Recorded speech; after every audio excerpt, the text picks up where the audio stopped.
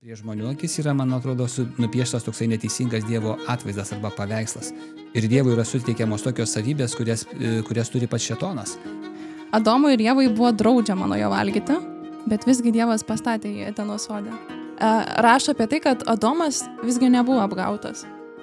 Bet pradžios knygoje mes skaitome, kad abudu jie to vaisiaus valgė. Tai kaip čia išeina tada? Ant kiek mes pasitikim tuo, su kuriuo mes bendraujam, su kuriuo turim asmeninį tą ryšį ir santykį. Aš pats, kiek prisidedu prie to blogio kūrimo, ar visada esu toksai geras. Jeigu Dievas žinojo, kad žmonės nusidės, tai kodėl iš vis sukūrė žmonės ir davė laisvą pasirinkimą? Galbūt mes ne tą Dievą pasirinkome. Jie tarpusavį nebesutarė, ne? Pradeda kaltinti viens kitas ir galiausiai mes matom, kad kalčiausias pasilieka Dievas. Kodėl ir Dievas yra kaltas. Kodėl, pavyzdžiui, Dievas iš karto juos taip nubaudė? Padarė klaidą jo žmonės.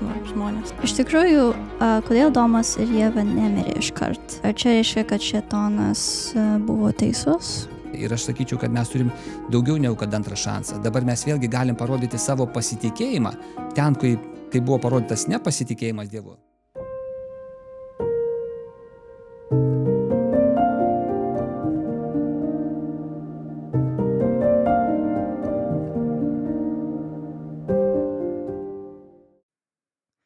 Labas visiems, grįžtame su naujais neatsakytais klausimais. Jeigu žiūrite pirmą kartą, aš esu Simona, su manimi yra Grace. Sveiki visi. Ir mes siekiame paprastai atsakyti jums į rūpimus neatsakytus klausimus. Tikimės, kad jie paskatins šie atsakymai jūs domėtis Dievu. Na ir jei dar turite jūs neatsakytų klausimų, drąsiai rašykite į komentarus ir galbūt pamatysite juos atsakytus kitose podcastuose. Na ir dabar šiandieną mes tęsiame temą blogio kilmė, pasikalbėsime apie būtent įvykius žemėje. Prieš tai turėjome įvykius danguje, dabar žemėje. Ir šiandieną yra su mumis pastorius Virginijus. Sveikas, Virginijau. Labas, Simona. Kaip jaučiatės? Ačiū, gerai. Virginijau, šiais laikais, apskritai dabar galime pasaulyje pamatyti labai daug blogio ir gėrio konflikto pavyzdžių. Yra geri draugiški žmonės, yra blogi žiaurų žmonės, yra žodžiai gražus labai, paglostantys širdį, yra keiksmažodžiai, yra gyvūnai geri, šilti, mieli, švelnus, yra kenkėjai. Taip pat turime netgi bakterijas, gerasias ir blogasias. Filmų daug sukurta, kuriuose atsispindi ta gero ir blogio kova. Pavyzdžiui, Batmanas, Žvaigždžių karai, Supermanas, netgi vaikų yra filmai, Liūtas karalius matosi. Ir netgi filme apie Kalėdas, kur atrodo, Kalėdos yra toks gražus, mielas dalykas žmonėms šventė. Net tenai sukūrė personažą Grinčą, kuris norėjo pavogti Kalėdas. Tai realiai atrodo, kad pasaulis nebeapsieina be tos gėrio ir blogio kovos. Aš norėčiau jūsų paklausti, ar čia taip turi būti, iš kur visą tai atsirado? Kodėl, pavyzdžiui, nėra vien gėrio? Ar čia reikia galbūt kažkokio balanso, kaip kiti sako, jeigu būtų vien gėris, tai kas čia būtų? Reikia ir blogio, tada mes nežinotume, koks gėris yra geras. Ką galite pasakyti? Aš manyčiau taip, kad iš tikrųjų mes negalim apsieiti be to, dėl to, kad visur matom visoje toje aplinkoje visą tą blogį, kuris reiškiasi. Ir kaip jau tu minėjai, praeitą kartą kalbėjot, aš mačiau jūsų įrašą, kad iš tikrųjų tas blogis kilęs danguje, jisai perėjo viskas į žemę. Ir dabar mes tikrai nesam laisvi nuo tų dalykų. Ir visi tie dalykai, kada vyksta tas blogis, mes tikrai galbūt reikėtų netgi užduoti klausimą, kuris yra filmas be tokių blogio apraiškų. Ir ten mes visur matom. Tas blogis, jisai visur, jo kojos visur lenda, visur kažkas tai tokio atsitinka ir negeri dalykai. Tai va todėl manyčiau, kad mes neišvengsim to blogio šitoje žemėje, nes jisai egzistuoja, jisai yra. Ir tik tais kitas klausimas yra, kaip mes reaguojam, kaip mes tai priimam. Ar mes tai sureikšminam, ar mes žiūrim į tą šviesią gerąją pusę. Tai va čia kiekvienam žmogui reikėtų vėlgi daryti savo pasirinkimą ir ką mes daugiau puoselėsim, ar tą gėrį, ar tą blogį. Nes to blogio yra tikrai labai daug ir tas blogis turi savo didžiulę įtaką. Bet ar tai turėtų būti taip? Ar čia viskas gerai yra, kad yra ir gėris, ir blogis? Aš manau, kad būtų kur kas lengviau gyventi, jeigu to blogio nebūtų visiškai, arba būtų jo kiek yra įmanoma mažiau. Bet dar kitas momentas, kada galvom apie blogį, tai aš galvoju, kad ir aš pats, kiek prisidedu prie to blogio kūrimo, ar visada esu toksai geras ir va todėl va tas blogis, kiek jisai randa atgarsio mano širdyje ir per mano veiksmus, per mano žodžius, kaip kad tu minėjai visą kitą, tai čia yra iššūkis mums visiems, kokioje karalystėje, ką mes kuriam, ką mes darom, kaip mano gyvenimas atspindi tai. Bet visgi, žiūrint į Bibliją, tarkim, ne? Ta blogio kilmė, kaip žemėje apskritai atsirado, mes kalbėjome, kad danguje, kaip viskas įvyko per šėtoną, jisai prisėmė tas mintis, pirmiausiai širdį, po to ir darbais jos virto. Kaip į žemę visą tai atėjo? Tai kaip ir skaitom, kaip ir minėjai, šventam rašte ir kilo karas danguje ir po to visą tai persimetė į žemę. Jis buvo išmestas iš dangaus, nebeliko jam vietos. Ir dabar jisai šitoj planetoje, jisai kuria savo darbus ir jisai iš tikrųjų skiepija tą savo mintis, tą priešpriešą ir dabar, kada žmonės galvoja apie Dievą, šiandieną kiek daug žmonių netikinčių, kiek daug teorijų, kiek daug visokiausių dalykų. Kodėl? Dėl to, kad prie žmonių akis yra, man atrodo, nupieštas toksai neteisingas Dievo atvaizdas arba paveikslas. Ir Dievui yra suteikiamos tokios savybės, kurias turi pats šėtonas. Ir dėl to mes matom tikrai labai daug tokių dalykų, kada žmonės nenori paklusti Dievui, jie neklauso, jo nepažįsta. Ir visas tas blogis būtent tokiu būdu jisai ir duoda savo, apsireiškia įvairiausiom formom. O kalbant apie Adomą ir Ievą, čia daugam girdėtas yra tie du žmonės, jie du vardai. Ar galėtume truputį papasakoti, kas ten įvyko? Tai be jokios abejonės, kaip pasakyti, jų patirtis prie medžio, kada Dievas viską sukūrė ir šitoj žemėje buvo viskas tobula, visa graži aplinka ir Dievas viską su meile paruošė žmonėms, kad jie galėtų gyventi labai gražų ir nesibaigiantį gyvenimą. Bet Dievas pasodino medį, gėrio ir blogio pažinimo medį ir prie šito medžio atsitiko visi blogi dalykai, kada iš tikrųjų žmonės net laikė to išbandymo ir jie nepasitikėjo Dievu iki galo. Dievas perspėjo juos, jis nepasakė, kad jums bus blogai kažkas tai tokio, jisai davė kaip perspėjimą, ypatingai negrasindamas, bet perspėjo, kad jūs nedarykit šito. Bet žmonės padarė savo pasirinkimą ir žmonės, aišku, turėjo tokią galimybę, jie turėjo laisvę, Dievas sukūrė laisvus žmonės ir kada jie pasirinko neklausyti Dievo, automatiškai jie atsitraukė nuo to gyvybės šaltinio ir tada jų santykiais pairo. Viskas pasidarė nebe taip gražu, kaip kad buvo Dievo numatyta. Ir Dievo plane tikrai nebuvo tokių dalykų, ką mes šiandieną matome. Taip ir blogis, ir lygos, ir mirtis. Ir tas atsiskyrimas nuo Dievo atnešė savo pasiekmes. Yra filmas ir netgi knygas apie, vadinasi The Giver. Senas filmas, aš nespoilinsiu per daug, bet žodžiu esmė yra, kad yra utopinė miesta, kur žmonės gyvena, visi lygus, visi turi tam tikrus taisyklės, kur reikia palaikyti, tik koks yra skirtumas, jie neturi emocijų ir iš vis blogio žinia ir gero žinia buvo ištrinta iš jų smegenis tam, kad vadovai sako, jeigu žmonės duodamas pasirinkimas, jis visą laiką pasirinks blogį sprendimą. Ir nežinau kaip jūs, bet jeigu aš padarau klaidą, aš visą laiką, jeigu būčiau iš anksto sužinojęs apie tai, aš nedaryčiau to klaidą. Ir aš esu žmogus, aš turiu apribojimų. Bet Dievas yra Dievas, jis yra visažinis, visagalis. Tai aplamai žmonės kyla klausimas, kodėl jeigu Dievas žinojo, kad žmonės nusidės, tai kodėl iš vis sukūrė žmonės ir davė laisvą pasirinkimą. Tai ką jūs atsakytumėte į šitą klausimą? Labai įdomus priėjimas ir tas klausimas iš tikrųjų, kas gaunasi, jeigu aš neturėčiau laisvės pasirinkti, tai aš būčiau tikrai niekas kitas kaip tik tais robotas. Nes aš vėlgi eičiau pagal atitinkamą programą ir turėčiau elgtis tik tais taip, kaip yra numatyta ir niekur kitur, niekaip kitaip, iš jokio kelio negalėčiau išsukti. Žinai, jeigu aš būčiau Dievas, aš irgi taip turbūt mąstyčiau, bet ačiū Dievui, kad aš nesu Dievas. Aš labai daugelį kartų matau savo vaikuose, kada jie daro kažkas tai klaidas ir aš norėčiau pakoreguoti ir galvoju, ne taip reikia elgtis, ne taip reikia daryti. Bet kas tada gaunas? Tada žmogus jisai praranda tą savo asmenybę, kas jis toks. Jam reikia irgi mokytis, jam reikia pažinti, jam reikia suprasti. Ir va čia tame dalyke tikrai Dievas mus ugdo, mokina ir augina. Ir va čia tuose momentuose aš galvoju, kad iš tikrųjų pats pagrindinis dalykas, kad Dievas mums suteikia laisvę, bet jisai mums taip pat ir praneša, jis mums duoda pasiūlymą, ką mes turim daryti, kaip mums geriau gyventi. Ir jeigu mes pasiklausom, jeigu kaip ir vaikai turi tokius pasitikėjimo santykius šeimoje, jeigu jie klauso ir įsiklauso, ką tėvai sako, nedaryk taip, nes bus blogai, jisai tikrai nuo to nenukenčia. Bet jeigu jisai daro savaip, jisai išmoksta pamoką, galbūt labai skaudžią, jisai turi savo pasiekmes, bet vienaip ar kitaip jisai išmoksta pamokas ir tada jisai po to jau galbūt gyvenime elgiasi kitaip, arba kaip jau paaugęs truputėlį, tada jis jau daro savo sprendimus, kada jisai įgyja taip pat savo vaikus. Tai va, todėl va, čia tas va momentas yra iš tikrųjų labai toksai įdomus, bet jeigu mes iš mūsų būtų atimta bet kokią galimybę klysti arba kažkaip tai padaryti blogai, aš galvoju, mes prarastumėm dalį savęs ir mes nebebūtumėm tokios asmenybės, kad mes esam šiandieną sukurti. Mes esam tokia įvairovė, tokia ir labai įdomų žmonės ir aš galvoju, va, tame yra čia džiaugsmas. Dievas sukūrė mus tam, kad mes būtumėm skirtingi ir mokintumėmės pažinti jį, bendrauti, tarpusavį priimti vieni kitus ir va tuose dalykuose pasireiškia čia tas mūsų laisvas pasirinkimas. Šiaip priminė man citatas iš C.S. Lewis.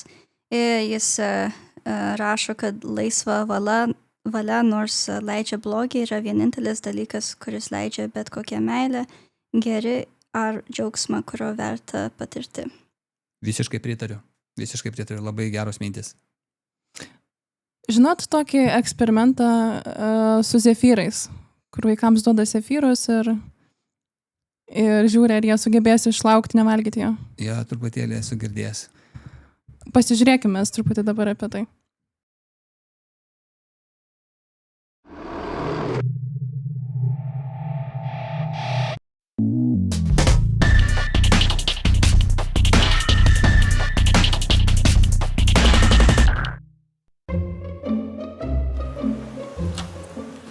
Okay, sit in that chair. All right, here's the deal. Marshmallow for you. You can either wait, and I'll give you another one if you wait, or you can eat it now. When I come back, I'll give you another one, so then you'll have two. But stay in here and stay in the chair till I come back, okay? All right.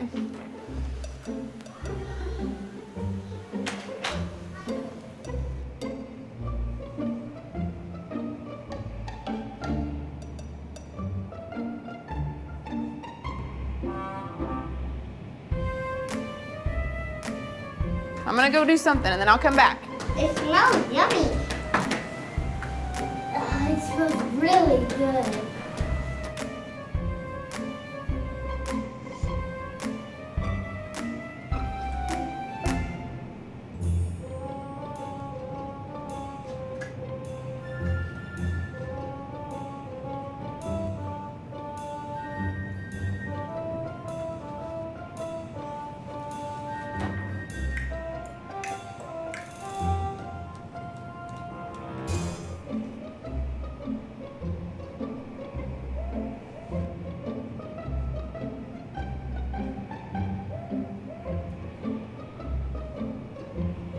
All right, so it's up to you. You can have it now or you can wait.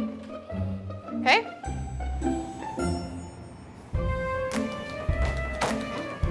I'll be back. Stay in the chair. Tai va, vaizdą maždaug susidarė. Čia atneša zefyrą vaikui, padeda prieš akis, sako, jeigu gali valgyti dabar, bet jeigu dabar nevalgys ir palauksi, kol aš ateisiu, aš tau antrą duosiu.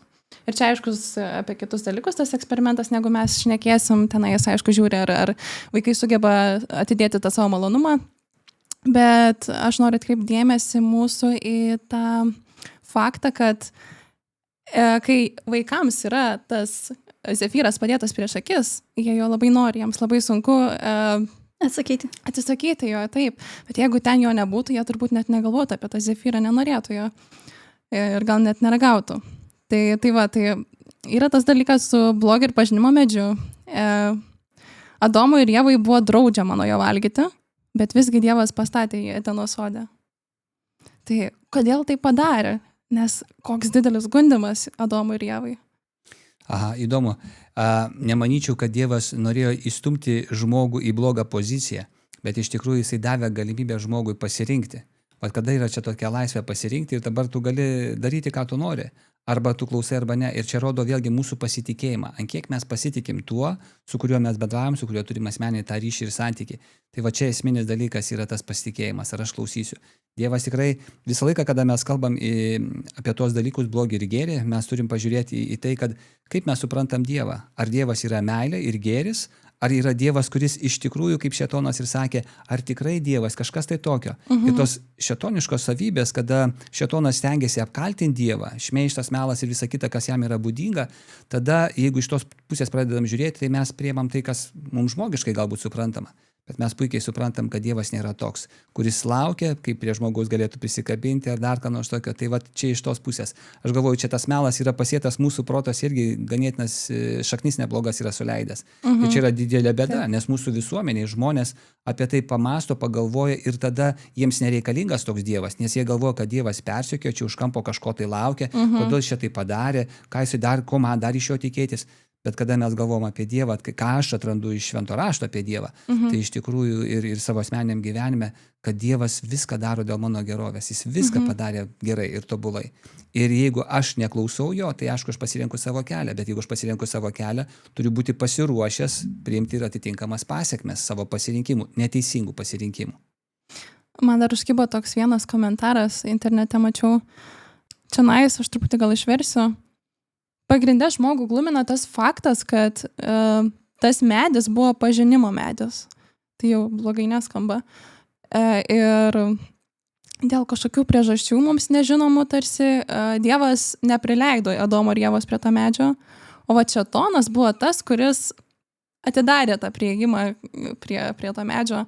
Ir gaunasi, kad Dievas pradėjo mus bausti nuo tada iki dabar už tai, kad vat, mes gavom tą prieimą prie pažinimo medžio. Tai čia žmogus klausė tarsi, galbūt mes ne tą Dievą pasirinkome šlovinti. Tai būtų toks klausimas, galbūt ta pagrindinė mintis, ar Dievui gaila, kad žmogus tą vaisiaus nuo pažinimo medžio paragaus ir gaus tą pažinimą. Jo, čia labai taip įdomiai, kaip pasakyti, toks kaip ir vaikiškas supratimas, kažkaip tai, va, tu man duosi, aš tau duosiu, kažkoks tai saldainio pasidalinimas, bet manyčiau, kad esminis dalykas yra tame, kad šėtono melas, čia labai yra, vėlgi jisai gajus ir labai įdomiai tokį dalyką pasėja, kad tarsi Dievas yra pavydus Dievas, vat aš noriu, kad tu būtum mažesnis už mane, troškimas šėtono, įsikelsiu savo sostą aukščiau ir būsiu už Dievą. Jis norėjo prilygti Dievui. Ir jis tas va tokias mintis jisai pasodina į žmogaus protą, jisai stengiasi sukelti žmoguje va tokį troškimą ir tokį dalyką. Ir vėlgi vienas dalykas, ką jisai tokį melagingą dalyką, ką skelbė, kad uždrausti Dievas uždraudė valgyti nuo šito medžio ne dėl baimės mirti, bet jisai teigia, kad dėl baimės, kad tu tapsi konkurentas šeimininkui. Tu tiek daug žinosi, kad ir va čia. Tai, ko jisai troško, ką jisai norėjo įskiepyti taip pat ir tų žmonių protose ir jų mintise.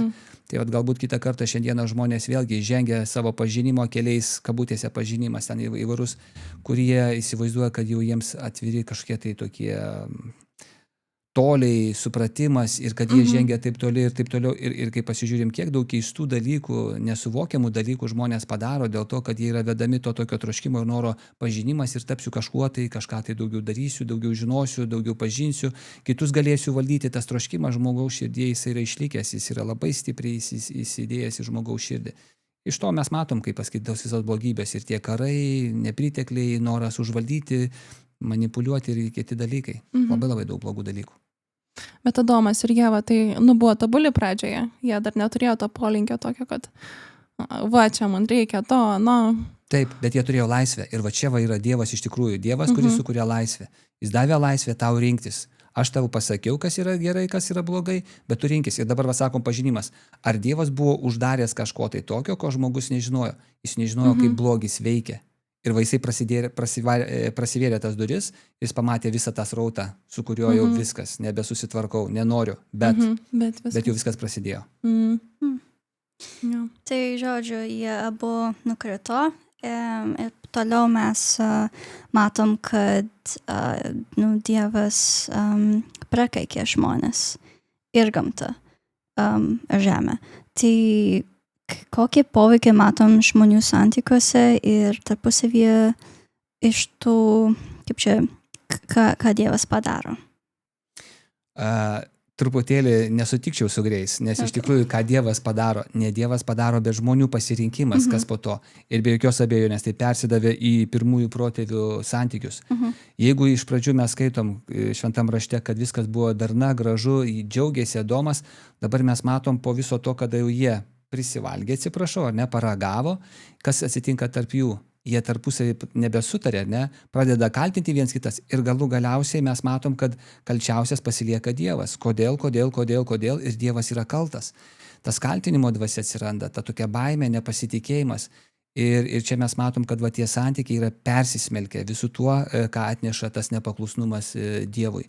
Ir ne dėl to, kad Dievas, aš jums taip ir sakiau, pažiūrėkit, kas dabar vyksta, bet paprasčiausiai dėl to, kad Dievas liūdi ir jam yra be galo gaila, kad žmonių santykiai yra tokie sugriuvę, kad jie yra tokie nepatenkinti, suirzę, pikti vieni ant kitų, baimė atsirado jų širdise ir jų santykiai, jeigu buvo prieš tai meilė, mes matom, kad jų santykiai atsidaro baimė.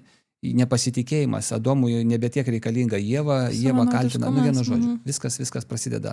Tai to tokia didelė griūtis ir nuo kalno toks riedėjimas. Ir aš galvoju, tai mes matom ir mūsų gyvenime šiandieną, kiek daug žmonių, kiek mūsų pačių santykiuose, kada mes gėrį, būtų galim sakyti, puoselėjam, stengiamės geranoriškai, draugiškai, bet jeigu ne, kas gaunas tada? Mes nepasitikime, mes bijome, mes kažką tai tokio, tai daug labai negerų dalykų. Taip. Kalbant apie tą bausmę tokią, jau tą nuopolį, kaip sakant, po to vaisių suvalgymo, tiek daug yra kalbų, kad Dievas yra gailestingas, jisai atleidžia to kaltes ir panašiai. Kodėl, pavyzdžiui, Dievas iš karto juos taip nubaudė? Kodėl jis nepasigailėjo jų, padarė klaidą jo žmonės. Žmonės, mes daug, mes taip. Taip, ir kodėl jis nepasigailėjo, kodėl kokio antro šanso nesutikė, arba apskritai tiesiog net leido. Taip. Su tuo, dėl to antro šanso ir dėl to netleidimo, aš manyčiau taip labai paprastai. Dievas kaip kūrėjas, aš sakyčiau, jis yra kaip ir gyvybės tas šaltinis. Ir jeigu mes atsiskiriam nuo jo, tai automatiškai mes ir pasirenkam savo pasirinkimo vaisių pjaunam. O tas antras šansas, tai aš sakyčiau, kad Dievas tikrai mums jį suteikė. Ir kada skaitom šventam rašte, iš tikrųjų Dievas davė pažadą apie tą atpirkimą ir tas mes kaip krikščionys tikim, Jėzus Kristus yra tas vienintelis mūsų kelias, kas mus sugrąžina atgal į tuos santykius su Dievu. Ir čia momentas yra tame, kad tas atpirkėjas, jisai mums paruošė kelią. Ir aš sakyčiau, kad mes turim daugiau negu kad antrą šansą. Dabar mes vėlgi galim parodyti savo pasitikėjimą ten, kai buvo parodytas nepasitikėjimas Dievu, kada kada pirmieji protėviai paklausė šėtono, ne Dievo priešininko, ir jie nusekė kitų kelių. Šiandieną mums pasiūlytas yra kelias, kad mes galim tikrai per Kristų, mes per jo nuopelnus. Ir čia ta Dievo meilė, jinai mums tikrai yra garantuota, kad Kristus numirė už mane. Ir aš priimu tikėjimu tai, ką jis padarė dėl manęs ir pasitikiu jo nuopelnais. Ir todėl aš grįžtu atgal į tą normalų ir gerą ryšį ir santykį. Ir šitoje žemėje, aišku, dabar jinai yra paveikta, jinai yra užkrėsta, nuodėmė, tos nepaklusnumo vaisiai. Man tenka su tuo gyventi, mums visiems tenka, visai žmonijai. Bet vienaip ar kitaip Dievas sako, aš sugrąžinsiu, aš ateisiu, aš sugrįšiu ir viskas bus atstatyta. Tai tokį Dievą aš pažįstu ir tuo aš labai džiaugiuosi. Tai kai Ieva norėjo valgyti medį arba vaisių, tai jinai buvo pasakę, kad tikrai tu nemirs. Ta prasme, tu gausi daug žinių apie gerą ir blogį, tai tikrai nemirs. Ir iš tikrųjų, kodėl Domas ir Ieva nemirė iškart, suvalgė vaisiaus nuo gero ir blogio medžio, kaip Dievas sakė, kad jiems nutiks. Ar čia reiškia, kad šėtonas buvo teisus? Kada mes galvojam apie tą mirtį, mes įsivaizduojam, kad dabar prisilietė kaip tokia srovė didelė, ar ne, elektros srovė. Ir viskas sudegė, nukritai. Mes matom, kad iš tikrųjų, kada jie valgė tą vaisių, mes matom, kad jų santykiai pakriko. Taip galim įsireikšti, ar ne? Viskas sugriuvo ir tas galų gale vis viena jie mirė. Jie nebuvo taip, kad jie gyveno amžinai. Mes galbūt susikoncentruojam ties tuo vienu tokiu įvykiu, kad dabar. Mes įsivaizduojam, kad dabar toj pat ir turėjo mirti. Bet tas mirimo procesas prasidėjo, visa gamta apniuko, viskas prasidėjo ne taip ir jų santykiai pašlijo ir iš tikrųjų jie galų gale vis viena mirė. Tai o ar būtų jie nemirę prieš tai Ir gamta ar irgi būtų nemirus tada? Dievas sukūrė tam, kad žmogus gyventų amžinai. Visą, ką mes suprantam, Dievas sukūrė tam, kad gyventų amžinai. Ir būtų... Nuostabu. Taip. Gerai, o pavyzdžiui, pirmam laiške Timotiejaus 2 skyriaus 14 eilutė, jeigu neklystu, rašo apie tai, kad Adomas visgi nebuvo apgautas. Bet pradžios knygoje mes skaitome, kad abudu jie to vaisiaus valgė. Tai kaip čia išeina tada? Mes matom, kad jo nuostabioji Ieva labai tam pasitarnavo. Jinai įtikino Adomą, kad žiūrėk, aš valgiau, nieko nesitiko. Prašau, valgyk ir tu. Ir aš galvoju, tas pasirinkimas. Adomas antiek džiaugiasi tą savo Dievo kūriniu, kurį jisai kūnas iš mano kūnų, kaulas iš mano kaulų, kada jisai sakė, ne. Ir jisai vis dėlto nusprendė, pasitikėjo daugiau Ievos tuo liudijimu ir pasirinko tą kelią kartu su Ieva, bet galbūt, sakyčiau, tokį žodį nesiryžo pasilikti su Dievu, galbūt bijodamas, kad praras tą patį gražiausią, geriausią, nežinau, bet faktas tas, kad jisai tai padarė. Ne dėl to, kad jisai buvo pirmas ir buvo apgautas velnio, bet jisai buvo įtikintas pačios Ievos, kuri prisidėjo prie šito. Tai jau gaunas jau kitoks buvo pasirinkimas, jau toks jo. net, sakyčiau... Aš daugiau atsakomybės uždėčiau Adomui dėl jo pasirinkimo. Ieva, kaip pasakyti, padarė, tai padarė, bet Adomas galėjo padaryti kitokį pasirinkimą. Dievas būtų radęs sprendimą šitam dalykui po to. Bet jis jau padarė tokį sąmoningesnį pasirinkimą, taip sakyčiau. Jis suvokdamas, žinodamas Dievo perspėjimą ir visą kitą, jis vis dėlto nusekė tuo pačiu keliu. Nes šiaip girdžiu, kad sako, kad moteris yra kaltinga, kad žmonija, kaip čia nukrito, nupuolė. Bet iš tikrųjų abu turėjo laisvą valią ir abu pasirinko. Taip. Kiekvienas asmeniškai pasirinko. Jie pasirinko, mes taip pat pasirinkame ir mes negalim nieko prisidengti, kad kažkas tai tokio mane pastumė, mane padarė, mane įtikino, dar ką nors tokio. Mes kiekvienas nešam atsakomybę savo. Čia labai, labai aiškiai reikia tą suprasti. Tie Adomai jau sąmoningas buvo pasirinkimas. Bet va matom, jisai tarsi padarė tokį sąmoningą pasirinkimą iš meilės Ievai, koks gražus kūrinys, nenori jo prarasti, jau geriau tada kartu mirštam.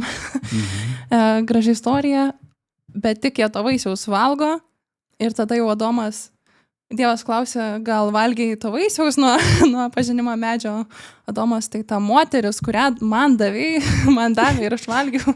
Tai jau tarsi priekaištas, tu man davėjai tą moterį. Taip. Koks pasikeitimas kontrastas matosi. Didžiulis, taip ir pasikeitimas iš tikrųjų. Tai vat viskas virsta iš to, kad žmonės atsiranda sugriauti tie santykiai. Šėtonas savotiškai apgauna ir įtraukia žmogų į tokią apgaulę, bet po to, kada žmogus pradeda jaustis blogai, šėtonas dėl to tik tai džiaugiasi, dėl to, kad santykiai su Dievu yra sugriauti, tai reiškia, tu esi jau be šeimininko. Dabar tu kentiek kaip ir aš, tokias pasiekmes turėk. Visiškai apgaulė. Tai ačiū Virginijau, mūsų laikas jau baigėsi šiandien. Klausimų nebeliko. Ačiū Kreigis ir dėkojame visiems, kurie žiūrite. Iki kito karto. Viso.